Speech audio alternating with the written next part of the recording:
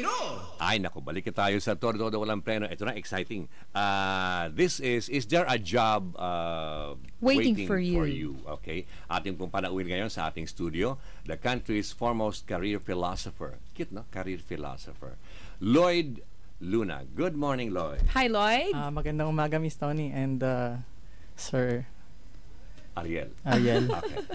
Alam mo, Lloyd, kapag makita mo itong book na ito, pagkatapos you say, the country's foremost career philosopher, tsaka nakita ikaw, asan tatay mo? Parang yung tatay mo itong Lloyd Luna eh. Parang matanda na. You're Pero young. ang bata. You're young. Ilang taong ka na? 25 years old pa. See? 25 and isa na siyang author. Oh, diba? and he's not talking about teenage love or hindi or mga paano mamikap sa mga coffee shops, but correct. Talking about is there a job waiting for you. Okay, umpisahan natin itong why did you write the book? Bakit? Sir, before that, okay lang ba na dahil bilang pasasalamat ko na naimbita ako dito, bigyan natin ng regalo yung mga listeners natin na makikinig hanggang matapos itong programa. Okay. Willing po ako na bigyan ang mga lahat na nakikinig sa ngayon ng 20,000 worth ng free career coaching program courtesy of the Lloyd Luna Communications. Wow. So, ang kailangan lang po nilang gawin, mag-log sa lloydluna.com. That's www.lloyd.com. They just give the name and the email. And for 1 year, they will be receiving free coaching, no strings attached. Wow. Oh. Wow, galing, lahat ng Lahat nakikinig, po ang lahat na po pwedeng mag-iiwan ng email address nila doon and all. Lahat 'yon bibigyan mo ng Isang taon po silang coaching. may free coaching sa amin. Galing. Well, That's good. Yung mga listeners ngayon dyan, kung ako sa inyo, lalo kung may computer na dyan sa harap nyo. Ulitin natin yung website. Ang website po ay www.lloydluna.com lloydluna.com. Okay. Yung po yung regalo ko sa kanila dahil sa makikinig sila hanggang alas 12 ng tanghali sa pero yun, kwan yun, di ba? Hindi text, yun sa kanilang website. Sa online website to po. online. Online. Lloyd, bakit mo isinulat tong libro na to? Nasulat ko po yung libro sapagkat nabigyan po ako ng isang advice ng aking mentor. Ang pangalan ay Dr. John Ayudtud. Sabi niya, Lloyd, if you want to get something, you need to help other people get what they want. Kung gusto ko raw maging matagumpay, kailangan tumulong ako sa mga tao para maging matagumpay sila. And without me asking, magtatagumpay ako. Parang baliktad ng crab mentality, ano? Opo. Kasi ang crab mentality, sisipain mo sila para kunin. Opo. Ito, baliktad eh. Itutulak mo sila. Kasi po, ang turo po sa akin ng mentor ko, Lloyd, pag tumulong ka, hindi mo alam kung ano yung ibabalik sa'yo nun.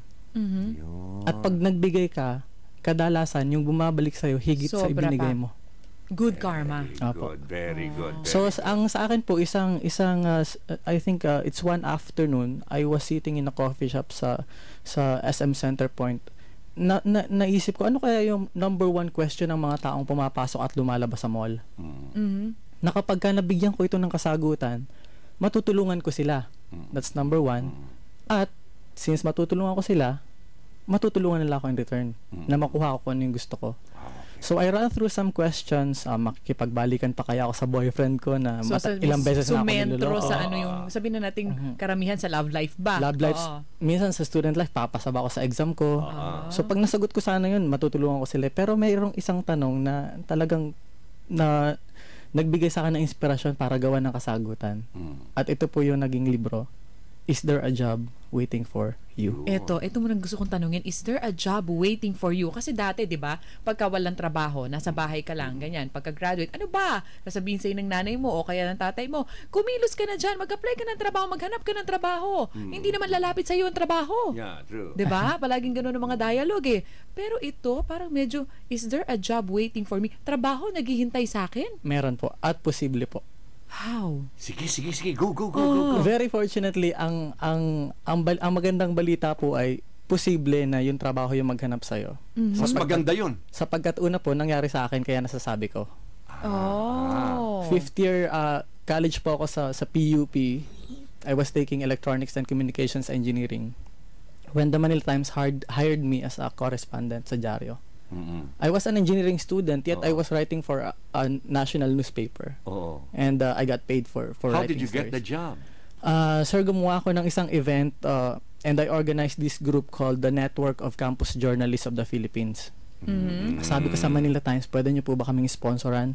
Ito po yung mga college editors na kailangan ng learning galing sa inyo. Nag-organize po ako ng event and natuwa yung presidente. Sabi niya, ibang klase itong batang May to. organizational skill. Nakakapag-organize ng event. Okay to Sabi, Sir, pwede ko po kayo matulungan, sabi ko sa kanila. Lahat po ng members namin, pwede namin maging correspondent ninyo. At itong mga to, kahit hindi bayaran, kasiyahan na nila yung ma-expose sila in a national newspaper. Iba ka naman pala eh. So yun po, napansin po ako nung may-ari nung Oo, parang gumawa dyaryo. muna siya ng pagkakataon na eto, pansinin niyo ako. KSP ka. KSP po, kulang na kulang sa pansin. Pero pag napansin, sobra-sobra sa opportunity. Okay. Ngayon, yun po yung isa sa mga instances. Ngayon, may ikalawang instance naman na nag-volunteer po ako sa opisina ng Pangulo sa Malacanang. Nag-volunteer ako for 1 year. Kasama ko nung technical assistant ni Presidente, and they were like organizing mga trainings sa youth leaders. Ako po yung tagapindot ng laptop ng technical assistant. Ako po yung tagagawa ng presentation. At kasama ako, tagabuhat ng kung ano-ano.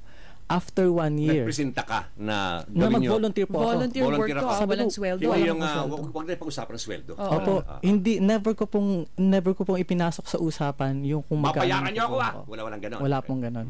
Wala, never akong humingi. Okay. Ang nangyari po doon nung time na yun, it's between 2003 2004. After 1 year, nag-volunteer ako na nabubuhay lang ako noon sa kung ano yung iaabot sa akin. Pamasahe, allowance, konting pangkain.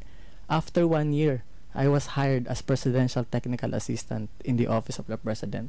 I was still studying and I got My full gosh! Batang yan! Tignan mo, may puhunan siya, namuhunan, And sabi nawala na mo natin- ng bahay, namuhunan. At saka andun yung ano yung pagiging agresibo, 'di ba? Okay, sige, sapak papasukin ko 'yan. Tingnan niyo kung ano kaya kong gawin. Tsaka hindi siya yung sandali, magkano yan? Hindi Kasi ka 'di ba na. ngayon sabi nating mentalidad lalo na ng mga kabataan, 'di ba? Yung talagang Sandali, pagka-graduate. magkano ba yan? Magkano ba sweldo diyan? Magkano ba yan? Magkaliwa na ka, magkano ba yan? Oo. Very unfortunately, sir, kasi yung pera nakadepende sa quality ng work mo at sa qualification mo. Totoo. So you cannot demand for a 45,000 per month Kung wala ka salary pang kung napapatunayan. hindi ka qualified at kung wala ka pang napapatunayan. Correct. Ang kaganda sa ginagawa mo kasi is kasi kapag nag-a-apply ka sa trabaho sa isang opisina, parang susuriin pa nila kung anong kakayanan mo Ikaw ginawa mo, inuna mo na Pinakita mo na muna sa kanila bago kanila. Maraming alam ito, hire natin. Baliktad di ba? Pinakita mo na kagad ang kakayanan mo bago kanila ma-hire. Ayun, kaysa yung sa kapag naka-hire ka at saka ka pa nila panonoorin, saka ka pa oobserbahan. So maghihintay ka po ng isang taon bago magkaroon ka ng konting raise. Yes! Kung mapag-isipan nila na bibigyan ka ng raise. So dito sa libro nito, Lloyd, nandito yung mga tips. Nandyan po. Kung papaano mangyayari yun sa'yo. Siyam na bagay Diba? po. Siyam na bagay. Sampo naman kami. Pwede ba nating isa-isahin to? Mabilis lang. Hindi, sige, sample lang. Meron pong isa at dito nagsisimula ang lahat. Yung paggawa at pagmamanage ng decision. In other words, making and managing a decision. Aha. I decide to be successful. Okay. You decide now. Now you manage your activities and your decisions. How are you going to do that? Paano ka magiging successful? Maraming mga tao though, ang hindi gumagawa ng decision simply because natatakot sila na baka mag-fail sila. Wala silang confidence. Wala po. Oo. Andun yung fear Oo. Unfortunately, lahat ng tao pinanganak na walang confidence. Good! It's being learned. Okay pala tayo, okay tayo. We're okay. We're normal.